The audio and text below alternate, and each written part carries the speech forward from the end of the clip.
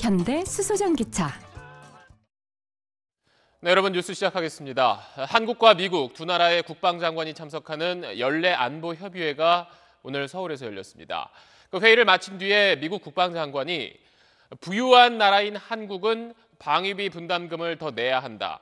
또 한일 군사정보보호협정, 즉 지소미아는 그걸 없애면 중국과 북한만 좋은 일이니까 계속 유지돼야 한다고 말했습니다.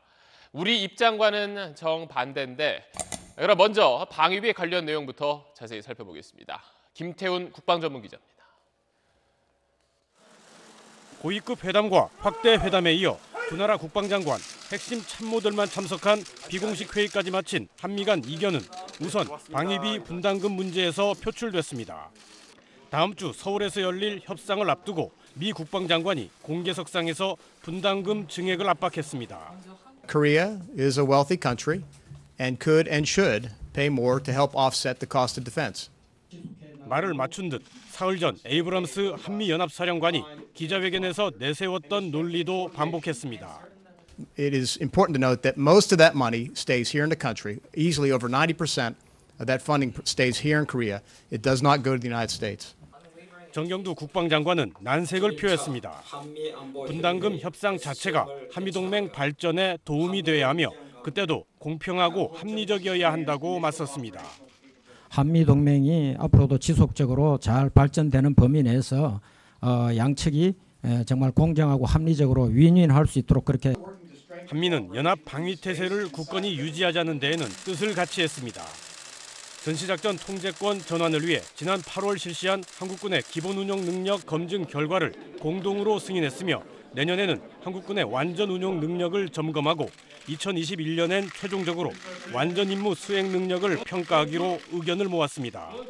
SBS 김태훈입니다. 네, 앞서 잠시 전해드린 대로 한일 군사정보보호협정을 놓고도 우리와 미국은 생각이 많이 달랐습니다. 문재인 대통령은 오늘 미국 국방장관을 만난 자리에서 지금 같은 상황이라면 일본과 군사정보를 공유하는 게 어렵다는 입장을 분명히 했습니다. 계속해서 전병남 기자입니다. 마크 에스퍼 미 국방장관은 청와대 방문 직전 기자회견에서 지소미아 종료는 중국과 북한을 이롭게 할 뿐이라며 연장을 강하게 압박했습니다. The only ones who benefit from expiration of Jisomia and continued friction between Seoul and Tokyo are Pyongyang and Beijing. 정경두 국방장관은 일본의 태도가 사태의 원인임을 강조했습니다. 일본이 안보 상의 문제로 신뢰할 수 없다라고 하면서 수출 규제 그리고 화이트리스트 배제 조치를 했기 때문에 곧바로 이어진 문재인 대통령의 에스퍼 장관 접견. 예정된 모두 발언은 생략되고 곧바로 비공개 전환됐습니다. 에스퍼 장관의 압박 발언을 차단하려는 조치라는 해석도 나왔습니다. 문재인 대통령은 접견에서 한국을 안보상 신뢰할 수 없다고 한 일본과 군사정보를 공유하기 어렵다는 기존 원칙을 재확인했습니다. 일본의 변화 없인 종료 철회가 불가하다는 뜻을 직접 밝힌 겁니다. 청와대는 문 대통령이 지소미아와 별개로 한미일 안보 협력엔 지속적 노력을 기울이겠다고 설명했고 에스퍼 장관은 지소미아 이슈에 대해 잘 이해하고 있다. 원만히 해결되도록 일본에도 노력을 요청하겠다고 말했다고 밝혔습니다. 굳이 따지자면 종료의 못을 받기보다는 시한까지 한미가 함께 노력하자는 분위기였다는 게 청와대의 설명입니다. 한미 연합훈련에 대한 논의도 함께 이뤄졌습니다. 문 대통령은 에스퍼 장관의 공중연합연습 조정검토 발언을 긍정적으로 평가하면서 북한의 반응 등을 공유했습니다. SBS 전병남입니다. 이러자 어제 시민단체에 이어서 오늘은 정치권에서도 미국의 요구가 과하다, 협박 수준이다 이런 불만들이 터져 나왔습니다. 민주당을 중심으로 한 여야 의원 47명은 공정한 협상을 촉구하는 성명을 냈는데 거기에는 주한미군을 철수하겠다는 압박도 이겨내야 한다는 내용의 강한 표현까지 담겼습니다. 이 소식은 민경호 기자입니다. 미군의 세계 최대 해외 기지인 평택기지 건설 비용 21조 원 전액 부담. 북한 ICBM 발사를 알래스카에선 15분 걸리지만 주한미군은 7초 만에 탐지. 이렇게 주한미군은 한국만을 위한 게 아니라며 여야 의원 47명이 공정협상을 촉구하는 성명을 발표했습니다. 주한미군 철수 언급에도 물러서면 안 된다는 등의 강한 표현이 담겼습니다. 갈 테면 가라는 자세로 자주국방 태세를 확립하여야 트럼프 행정부의 협박을 이겨낼 수 있다. 한국당과 바른미래당 의원들은 성명에 이름을 올리지 않았는데 민주당은 지도부까지 공개 비판에 나섰습니다. 50억 불을 해야 된다고 하는 것은 터무니없는 미국의 입장이라고 생각을 합니다. 어제는 소속 의원 70여 명 이름으로 공정한 분담금 협상을 촉구하는 결의문을 발의하기도 했습니다. 여야 원내대표들이 오는 20일 미국을 찾아 상하원 유력 의원들을 대상으로 합리적인 방위비 분담금 협상을 촉구할 예정인데 방미 일정 전 결의문을 처리한다는 게 민주당 계획입니다. 한국당은 문구를 신중 검토해야 한다는 입장입니다. 앞서 참여연대와 경실련 등 시민단체들도 방위비 분담금 인상 강요를 중단하라고 촉구하는 등 미국의 무리한 요구와 압박에 대한 비난 여론이 커지고 있습니다. SBS 민경호입니다. 다음은 시위가 이제 일상이 돼가고 있는 홍콩 소식 알아보겠습니다. 홍콩 당국의 강경한 대응에도 시위가 잦아들지 않자 시진핑 중국 국가주석이 강력한 경고 메시지를 내놨습니다. 시위대를 폭력 범죄 분자라고 불렀습니다. 홍콩에서 송옥 특파원이 이 소식 전해왔습니다.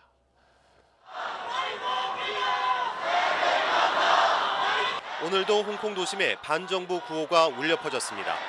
경찰 총격 사건이 있었던 지난 월요일 이후 닷새 연속 시위입니다. 검은 옷의 시위대보다 유니폼이나 정장을 입은 직장인들이 더 많이 보였습니다. 오늘 점심시간 도심 점거 시위는 이곳 센트럴 지역뿐 아니라 쿤퉁 등 여러 지역에서 동시에 열렸습니다. The reason I mean because I'm so against the police brutality in the last few months. We do worry, but if we do not fight now, I think it will be a different Hong Kong from now on. 은발의 노령 은퇴자들도 모여 경찰의 폭력 진압을 규탄했습니다. 그제 시위대가 던진 것으로 보이는 벽돌에 머리를 맞은 70세 노인은 회복하지 못하고 끝내 숨졌습니다. 폭력 시위와 교통 불편이 이어지다 보니 시민들 간의 의견 충돌과 갈등도 점점 커지고 있습니다. 安宁的环境，生活环境，如果连起码的生活你都保持不了的话，那你怎么去谈政治呢？ 시진핑 중국 주석은 해외 순방 중 이례적으로 시위대를 폭력 범죄 분자로 규정하며 초고강도 경고를 내놨습니다. 시위대 제압이 홍콩의 가장 긴박한 임무라고 강조했습니다.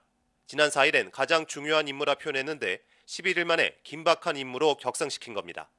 시 주석은 질서 회복의 주체로 홍콩 경찰과 사법기관 등을 차례로 거명하며 홍콩 정부의 자체 진압을 주문했지만 상황이 최악으로 치달을 경우 중국군 투입 등 직접 개입에 나설 것이란 전망이 잦아들지 않고 있습니다.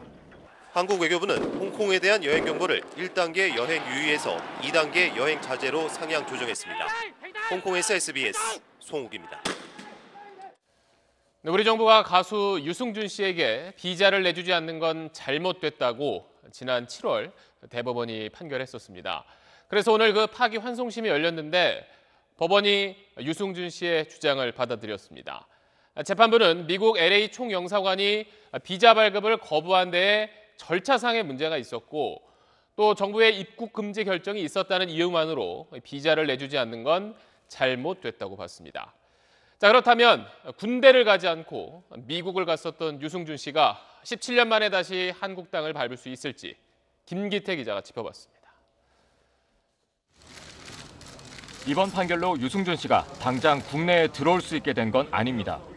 법원은 LA 총영사관의 2015년 유 씨에 대한 비자 발급 거부 처분을 취소하라고만 판결했습니다. 이 판결은 거부 처분이 위법한지에 대하여만 판단하는 것이고 향후 법무부와 LA 총영사가 어떤 처분을 해야 하는지는 판단 대상이 되지 않았습니다. 입국 금지 결정 자체가 평등의 원칙에 어긋난다는 유 씨 측 주장에 대해선 판단을 보류했습니다. 외교부는 대법원의 재상고에 최종 판결을 구할 예정이라며 재상고 과정에서 법무부, 병무청 등과 긴밀히 협력하겠다고 밝혔습니다. 재상고심에서 대법원이 지난 7월 판단대로 유 씨의 승소 판결을 최종 확정하면 LA 총영사관은 유 씨가 신청한 비자 발급 여부를 다시 판단해야 합니다. 다만 LA 총영사관이 국익을 해칠 우려가 있다는 등의 별도의 이유를 들어 비자 발급을 거부할 가능성은 여전히 남아 있습니다. 유 씨 측은 판결 직후 법원 판결을 존중한다며 감사의 뜻을 밝혔습니다. 누군 그러더라고요. 그럼 미국 가서 잘 살지 왜 꼭 한국 들어오려고 그러냐고. 이유가 없어요. 한국을 들어가는.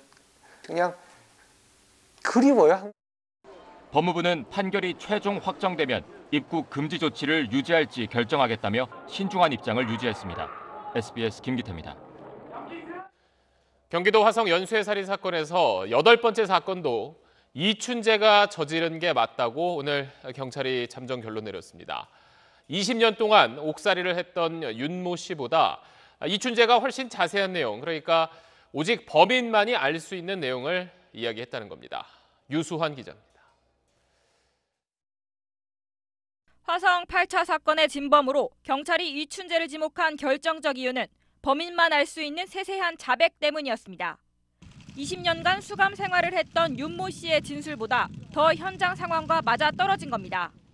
먼저 이춘재는 범행 당시 피해자 속옷을 벗기고 범행을 저지른 뒤 주변에 있던 다른 속옷을 입혔다고 진술했습니다.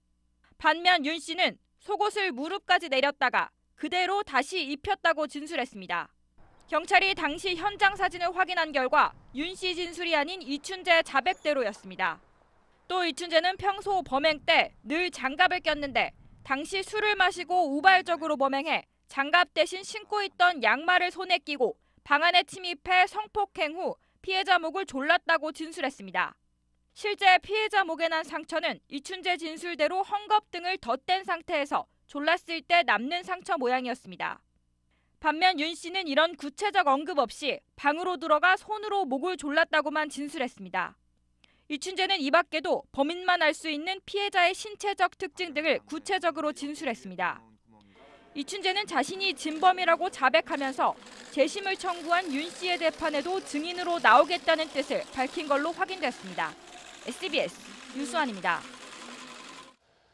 우리와 미국이 연합훈련을 하면 북한이 충격적인 응징을 할 거라고 했습니다. 연합훈련과 대화 가운데 하나를 선택하라는 압박인데 이에 한국과 미국의 국방장관은 연합훈련을 연기할 가능성을 내비쳤습니다. 안정식 북한 전문기자입니다. 마크 에스퍼 미 국방장관이 서울로 오는 길에 한미 군사훈련 조정 가능성을 내비치자 북한은 하루도 안 돼 한미훈련 중단 취지로 이해하고 싶다는 해석을 내놨습니다. 김영철 명의의 담화에서 북한은 미국의 긍정적 노력을 평가한다는 이례적인 칭찬까지 곁들이면서 에스퍼 장관의 발언을 한미훈련 중단으로 몰고 가려는 의도를 드러냈습니다. 그러면서 한미훈련이 강행된다면 충격적 응징으로 대답할 것이라고 위협했습니다. 한미훈련이 강행되면 대화는 파국이니 한미훈련을 할지 북미 대화를 할지 선택하라는 압박입니다. 북미 실무회담 북측 대표인 김명길도 미국이 다음 달로 제안한 협상은 시간벌이용 술책이라며 미국에 해결책을 내놓으라고 요구했습니다. 북한이 대화 재개의 조건으로 사실상 한미훈련 중단을 요구한 가운데 한미는 훈련 조정 가능성을 시사했습니다. 외교적으로 진행되고 있는 그런 북한의 비핵화 그리고 이 한반도의 평화를 정착시키기 위해서 가장 최적의 결심을 하고 나갈 것이다. We always have to remain flexible in terms of how we support our diplomats to ensure that we do not close any doors that may allow forward progress on a diplomatic front. 한미가 이달 예정된 연합 공중훈련의 연기를 검토 중인 것으로 알려진 가운데 훈련 중단이 북미 대화의 문을 여는 계기가 될지 주목됩니다. SBS 안정식입니다. 자, 이렇게 미국과는 대화 분위기를 만들려고 하는 북한이 반대로 우리를 향해서는 대화의 여지조차 주지 않고 있습니다. 나흘 전에 금강산 시설을 일방적으로 철거할 수 있다는 최후 통첩을 우리 정부에 보냈는데 남측이 낄 자리는 없다고 선을 그었습니다. 김아영 기자입니다. 북한이 지난 11일 금강산 국제관광국 명의로 우리 정부에 보낸 통지문 내용을 관영 매체를 통해 공개했습니다. 먼저 남북 당국이 만나서 시설물 철거 관련 논의를 하자는 우리 측 요구를 부질없는 주장으로 일축했습니다. 이런 주장을 계속하면 일방 철거에 나서겠다는 뜻도 밝혔습니다. 단호한 조치를 취할 것이라는 최후 통첩을 보냈습니다. 이에 대해서 남조선 당국은 오늘까지도 묵묵부답하고 있습니다. 북한은 또 금강산 개발 과정에 남측이 끼어들 자리는 없다는 점도 분명히 했습니다. 자신들의 거듭된 확고한 의사에도 남측이 동문서답을 한다며 비하의 뜻이 담긴 표현도 쏟아냈습니다. 마주 앉지 않겠다는 기존 입장에 더해 압박의 수위가 높아졌는데도 정부는 여전히 대면 협의 입장을 고수하고 있습니다. 안타깝게도 만나서 얘기를 나눈 게 아니기 때문에 정확히 알고 있다고 하기는 좀 어려울 것 같습니다. 협상 중인 사안을 공개할 수 없다던 정부는 북한 매체 보도 이후에야 지금까지 총 10건의 통지문이 오간 사실을 알렸습니다. 시설 철거 요구를 고리로 대화의 발판을 만들려던 정부의 구상이 북한의 싸늘한 태도로 차질을 빚고 있는 가운데 모레 김현철 장관이 미국을 방문해 금강산 관광 문제를 협의해도 돌파구를 마련하기 쉽지 않아 보입니다. SBS 김하영입니다. 오늘 낮 서울 강남역 근처 상가에서 불이 났습니다. 3층에 사다리를 대고 구조 작업을 하던 소방관이 빗물에 미끄러지면서 구조자와 함께 떨어지는 아찔한 사고도 있었습니다. 안희재 기자가 보도합니다. 오늘 낮 서울 강남역 근처 상가 화재 현장. 창문에 사다리를 대고 소방관이 연기에 갇힌 사람을 구조합니다. 구조자를 데리고 내려오는 순간 빗물에 미끄러진 듯 두 사람이 한꺼번에 3층 높이 아래로 곤두박질 칩니다. 사다리가 떨어졌어. 어떡해! 이 안에 있던 사람들을 구출하던 소방관이 3층 높이에서 빗속에 1층으로 떨어진 겁니다. 현장에는 이렇게 망가진 사다리가 그대로 남아 있습니다. 소방관과 구조자 모두 허리를 다쳤는데 생명에 지장은 없는 걸로 전해졌습니다. 오늘 낮 1시 20분쯤 상가 지하에서 시작된 이 불로 17명이 다치고 지하 점포 8개와 창고 40여 개가 불탔습니다. 여기서도 막 숨을 못 쉬었었어. 연기가 너무 많이 나. 얼른 119로 전화하고 그 옆에 있는 청점 아저씨는 비상벨 울리고. 상가 내부가 복잡한 데다 지하에서 화재가 시작돼 불길을 잡는 데 3시간이 걸렸습니다. 또 서울 성동구 응봉동에선 24층짜리 고층 아파트에서 불이 났습니다. 4층에서 시작된 불로 아파트 전체가 연기에 휩싸이면서 주민들이 긴급 대피했습니다. 경찰은 불이 채 꺼지지 않은 종이를 휴지통에 그대로 버렸다가 화재가 난 걸로 보고 있습니다. SBS 안희재입니다. 3살 난 딸을 때려 숨지게 한 20대 엄마가 긴급 체포됐습니다. 구급대원이 도착했을 때 아이는 이미 숨진 상태였고 아이 몸에는 멍자국이 가득했습니다. 재희원 기자입니다. 어젯밤 인천 미추홀구의 한 원룸 앞. 구급차가 골목으로 들어오고 구급대원들이 들 것을 들고 건물 안으로 들어갑니다. 잠시 뒤 경찰차도 도착합니다. 어젯밤 11시쯤 3살 난 여자아이가 숨을 쉬지 않는다는 신고가 119에 접수됐습니다. 구급대원들이 도착했을 땐 이미 아이는 숨진 상태였는데 머리가 골절됐고 온몸에 멍자국이 가득했습니다. 숨진 아이는 말을 듣지 않는다는 이유로 20대 친모에게 빗자루와 주먹으로 구타당했습니다. 숨진 아이가 엄마와 함께 살았던 곳입니다. 이렇게 유흥가가 밀집한 골목에 원룸 텔에 살고 있었고요. 이웃 주민들은 매일같이 아기가 우는 소리를 들었다고 말합니다. 아랫방이니까 막 보통 소리 들리고 뭐 들리죠. 애 우는 소리 들리고 옆방 앞집 다 들었을 거예요. 그러니까 이런 일이 있을 줄 알았어요. 숨진 아이의 친모인 23살 A씨는 홀로 아이를 키워왔던 것으로 알려졌습니다. 경찰은 20대 친모를 아동학대 치사 혐의로 긴급 체포해 범행 동기를 조사하고 있습니다. 또 집을 자주 드나들었던 20대 남자친구에 대해서도 범행 공모 여부를 수사하고 있습니다. 경찰은 내일 국립과학수사연구원에 숨진 아이의 부검을 의뢰해 정확한 사인을 밝힐 계획입니다. SBS 재희원입니다. 수업 시간에 엎드려 자던 중학생이 깨우는 교사를 향해 주먹을 휘두르면서 교사의 얼굴뼈가 함몰됐습니다. 이런 참담한 교권 침해가 갈수록 느는 만큼 대처를 위해서 지난달에 법도 개정됐는데 그에 따라 이번에는 교육청이 직접 가해 학생을 고발했습니다. TBC 박정 기자입니다. 이 학교 교사 A씨가 학생으로부터 폭행을 당한 건 지난달 24일 오전. 1교시 모듬 활동 수업 도중 엎드려 자는 학생을 깨우자 학생이 이에 반발하며 교실 밖으로 나가려 했고 A씨가 이를 저지하는 과정에서 학생이 피해 교사 얼굴에 주먹을 휘둘렀습니다. 네, 뛰쳐나가는 학생을 붙잡는 과정에서 이 학생이 뒤돌아서서 얼굴을 때렸는데 그 선생님이 맞고 넘어졌거든요. 넘어진 상태에서 학생이 또 이렇게 위에 올라타서 또 여러 대를 때렸다고 이렇게 들었거든요. 피해 교사는 좌측 비골골절, 즉 안면 함몰로 수술을 받았고 교육청은 가해 학생을 경찰에 고발했습니다. 지난달 교원 지휘법 개정으로 가해 학생에 대한 교육청 고발이 의무화됐는데 이번이 첫 사례입니다. 대구에서 발생한 교권 침해 건수는 2017년 108건에서 지난해 136건으로 1년 만에 30%가량 늘었고 올해는 지난 1학기에만 85건이 발생해 갈수록 증가하고 있습니다. 피해 교원이 요청을 할 시에는 그 사안이 형사처벌 규정에 해당된다라고 판단이 되면 관할청에서는 이제 그 관할청이 속한 수사기관에 그 내용을 고발을 의무화하게 된 상황입니다. 교육청은 이번 사건과 관련해 가해 학생을 전학시키고 해당 학급 학생들을 상대로 집단 상담을 벌이고 있습니다. TBC 박정입니다. 철도노조가 인력 충원과 임금 인상을 요구하며 준법 투쟁에 나섰습니다. 오늘 무궁화호와 새마을호 일부는 최대 1시간 가까이 지연 운행했는데요. 내일부터는 대입 논술과 면접 시험이 치러지는 만큼 기차 이용하려던 수험생들이라면 철도 지연 가능성 미리 생각하고 이동해야겠습니다. 정성진 기자입니다. 서울역 전광판에 열차 지연을 알리는 안내가 계속 표시됩니다.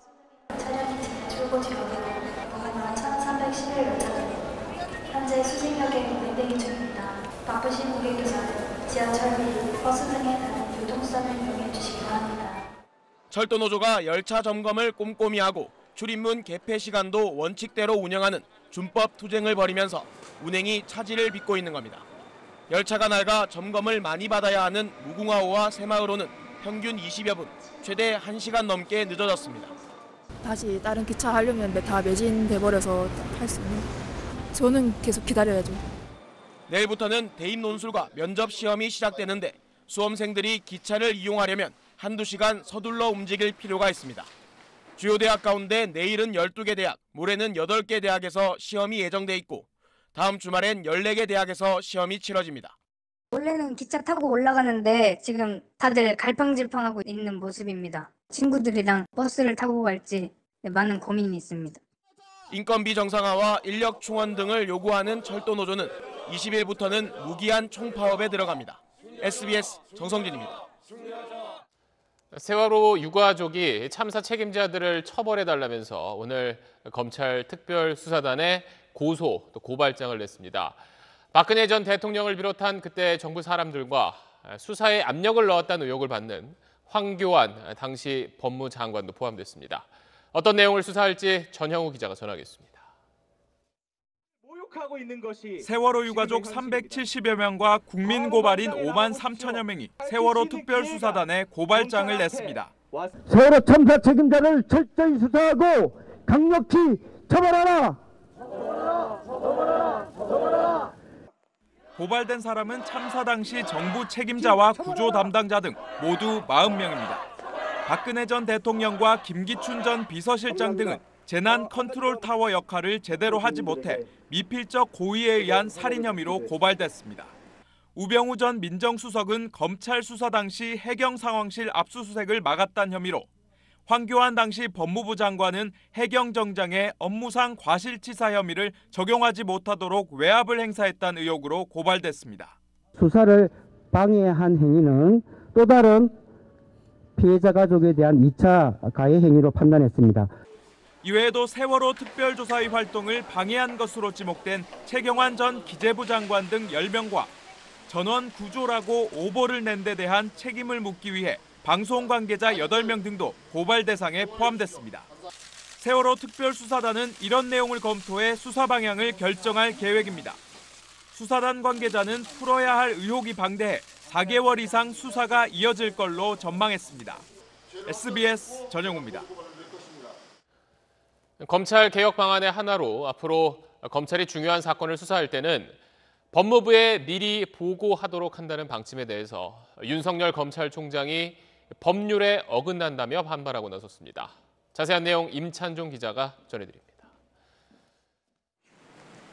윤석열 검찰총장은 법무부의 검찰개혁 방침 가운데 특히 법무부 장관에게 수사 내용을 사전 보고하도록 하는 방침에 크게 반발하는 걸로 알려졌습니다.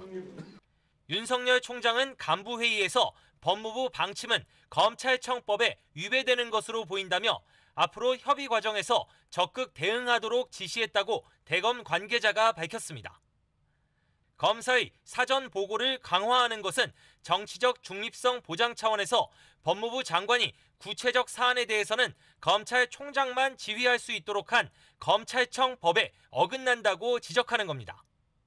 법무부는 사전 보고하도록 규칙을 바꾸겠다는 뜻은 아니라고 해명했지만 또 다른 대검 관계자는 법무부가 대검에 보낸 문서에 사전 보고를 전제로 한 지휘 감독 필요라는 문구가 있다며 법무부가 거짓 해명을 하고 있다고 반박했습니다.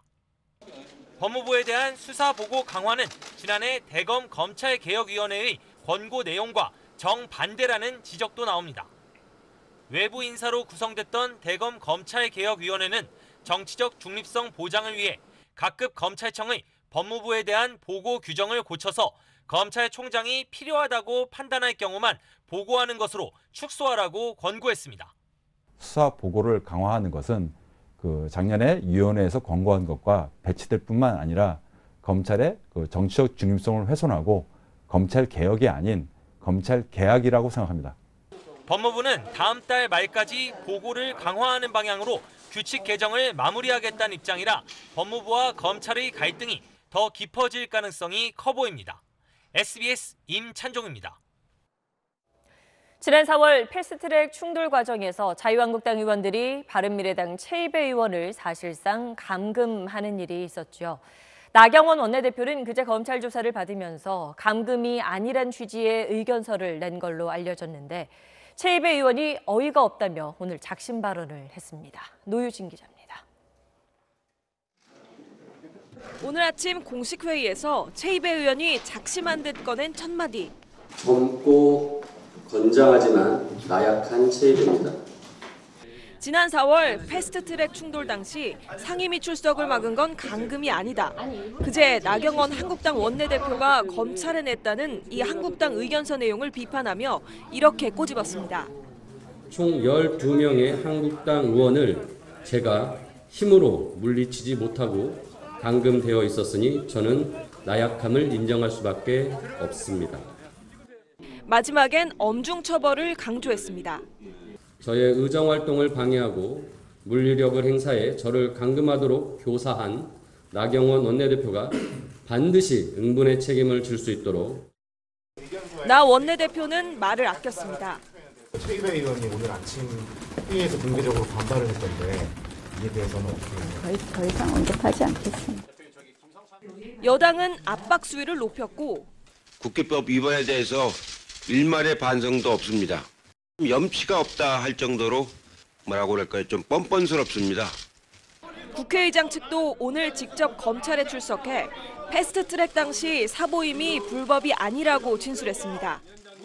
검찰 소환장을 받은 의원들을 중심으로 한국당 내부 분위기가 뒤숭숭한 가운데 지도부 방침과 달리 검찰에 나가 직접 당시 상황을 설명하는 게 유리하지 않겠냐는 의견까지 나오고 있습니다.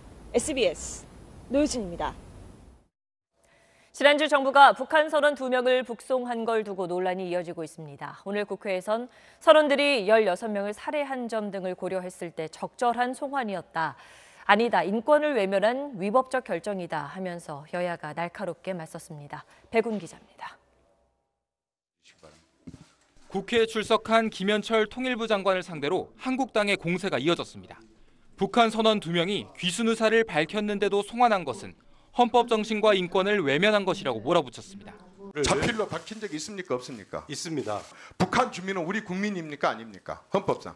헌법상 잠재적 국민입니다.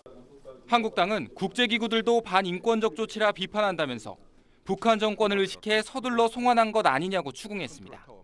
김현철 장관은 선원들이 북방 한계선을 넘나들며 도주했던 행태를 볼 때 귀순 의사의 진정성을 인정할 수 없었다고 설명했습니다. 남아 과정에서의 기순 의사 표시가 없었다라는 점도 주목했습니다. 민주당은 김 장관의 말을 옹호하면서 살인범들을 수용하는 건 국민을 불안하게 할 뿐이라고 반박했습니다. 경찰서 앞에 와서 그 순순히 들어오면 그건 자수하는 것이고 경찰서가 눈에 띄어서 도망가면 그거는 도망가다 잡히면 그건 체포되는 거죠. 그리 크지 않은 오징어잡이 배 안에서 16명을 살해했다는 것도 믿기 어렵다는 야당 주장에 김 장관은 배를 납포하기 전에 살인이 있었다는 첩보가 있었고 두 선원을 나눠 물었는데도 범행에 대한 진술이 일치했다고 설명했습니다. 김 장관은 또 북한 주민들을 처음 추방 조치한 이번 사례를 감안해 정부의 관련 대응 매뉴얼을 손질하고 있다고 답했습니다. SBS 백운입니다.